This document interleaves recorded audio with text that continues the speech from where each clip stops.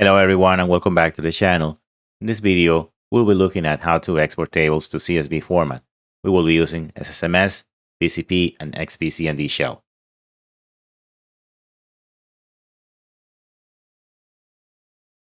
SSMS. The most common way to export files to different formats from SSMS is by using the Export Data option. This allows you to efficiently transfer data from SQL Server to various external destinations such as flat files, CSV, Excel, or other databases. It facilitates migration, backup, external analysis, and interoperability between different information systems. It has the following features. Common formats. It supports exporting to Excel, CSV, flat files, and relational databases. Functionalities. It allows you to copy entire tables, views, or the results from a specific SQL query. Use context. Ideal for moving data to Azure SQL Database, ETL, ELT integrations, or sharing information with external applications. BCP. The primary purpose of the bulk copy program utility in SQL Server is to perform the quick and efficient import and export of large volumes of data between a SQL Server database and data files, typically text or CSV. It is a command line tool, ideal for moving data reliably at high speed. It has the following features. Mass import. Load data from external files into SQL Server tables or views. Mass export. Copy data from SQL Server tables or queries to operating system files. High performance. It is optimized to handle millions of rows faster than conventional insert statements. Format files.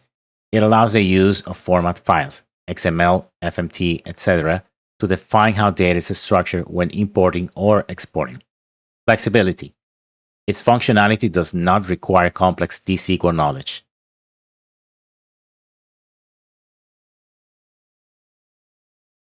To do the export, we need to go to the Object Explorer, right-click on a database, Tasks, Export Data. You will be greeted with this form. Click Next. Now you need to choose your data source. In our case, we're going to use SQL Server, so we need to pick Microsoft OLE DB provider for SQL Server. Click that. And on the server name, if you're doing this locally, you don't need to make any changes here. But if you're going to be connected to another machine, you need to provide the machine name or the instance name as well. For authentication, we're going to use Windows authentication, meaning that the Windows user has access to the SQL machine. If not, you need to provide SQL Server authentication. You need a user and a password. Let's go back to Windows authentication. Also for the database, you can use the database that you right-clicked on, or you can pick another database if you wish to do so. Click Next. Now we need to provide the destination. We're going to use flat file destination. We're going to click on Browse, and we'll provide the name of the file. Also, on the right, we're going to click the pull down and specify that it's a CSV file. Click Open, and it will automatically add the extension for you. Also, if you don't want the column names on the export, you may uncheck this. In our case, we need the column names. So we're going to click Next. And here we have two choices. We can copy data from one or more tables or views, or we can write our own query. Now, let's see what happens when we write our own query. Click Next. Let's put a query. We can click on Parse. If it's a valid query, we'll see a message like the following. If it's not a valid query, which I'm going to invalidate now, and click Parse, you will receive an error message like the following. You can also select the SQL file if you wish to do so from the location and have your query here for you. In our case, we're going to go back and select copy data from one or more tables or views, which is not accurate because when we do this process, we can only pick one table or view. On source table or view, click and pick your table or view. We're going to pick sample people. You can change the column delimiter. The default is a comma. You can set it to a tab or a vertical bar. Let's click a preview so you can see the preview of the information. Okay. We can also do edit mapping, which is unnecessary since we're going to export to a CSV file. But if we're going to export to a table, we can change the column type if needed. Let's click cancel for now. Let's click next, next, and finish.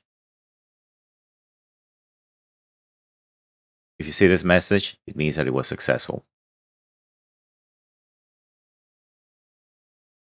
Let's take a quick look at the information.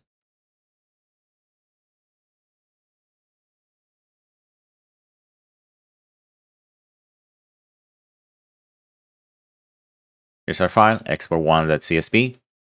Open the file. As you can see, the first row on the export has all the column names. Below that, you can find the 1,000 records that we exported.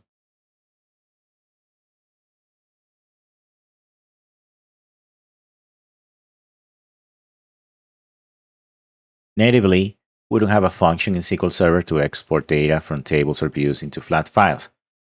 As an alternative, we can use BCP. BCP is the bulk copy program. Bulk copy program can be executed from the command prompt and from SSMS. It's a bit more complicated from SSMS, but I'll explain to you how to do it. For the purpose, I'm going to show you two scripts. They actually do the same purpose. They export data from the same table into two different files. The difference between one and the other is that one uses a trusted connection, and for the server name, it uses a period, as compared to the second one, where it uses credentials. As you can see, it uses -u, provide the login name, -p, and then you provide the password. Then right after -s, where you provide the server name, it uses the full server name. Let's see the execution of both.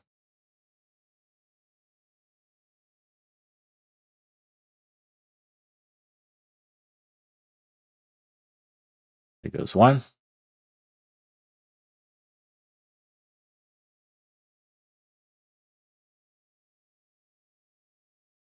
And there goes the other. Let's take a quick look at the first one we exported using SSMS.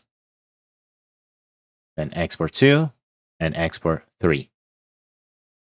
One main difference that you have between the files that you export with BCP is that with BCP, you cannot extract the column names as we have it on export1.csv. That would be the only main difference. Now I'm going to show you how to execute BCP from SQL Server Management Studio.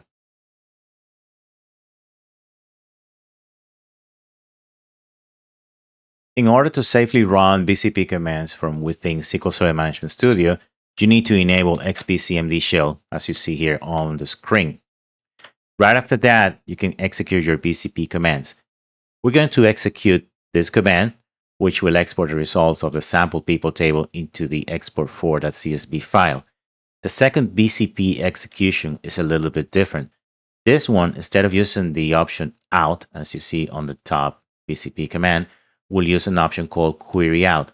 Whenever you use query out, you can specify a whole query with different clauses. In this case, we're going to do an export of only the software consultant job title. And right after that, you need to disable xpcmd shell for security reasons. Let's execute this code. It's done. Now let's see export4.csv. Just as we expected, we have our 1,000 records.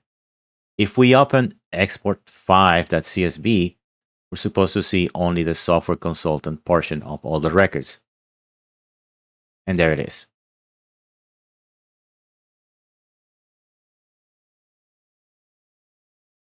As a bonus, I'm going to give you two stored procedures. One is going to be called sp_bcp export table CSV. And the other one is going to be called sp_bcp export query CSV. All you need to do to create them in your database is select your database. You can select the whole stored procedure up until here, and then create it. Once you have it created, you can pass the parameters to the stored procedure. In this case, I'm going to use the stored procedure to export the whole table. On the PCP options, you can also include credentials if you need to. Let's execute this one first, and let's see the outcome. Just as expected, I have my full table here. Okay, let's check out the other one. I'm going to create the store procedure up until here. Now we're going to execute it. In this case, I can pass on a whole query, as you see. Okay, just select the execution portion with the parameters. It should be good. Export 7 will bring me all of the software consultant on my table. This store procedures will be available to download on my GitHub page. Under the video description, I will leave the names of the files so you can download and test them yourself. And this will finalize the video. Would you like to hire me for your SQL questions and solutions? You can contact me on Fiverr, Upwork, or LinkedIn. To download a copy of the script used in this and other videos, please visit my repository on GitHub. Please like and subscribe. You can also leave a comment or message if you wish to do so. Thank you for watching.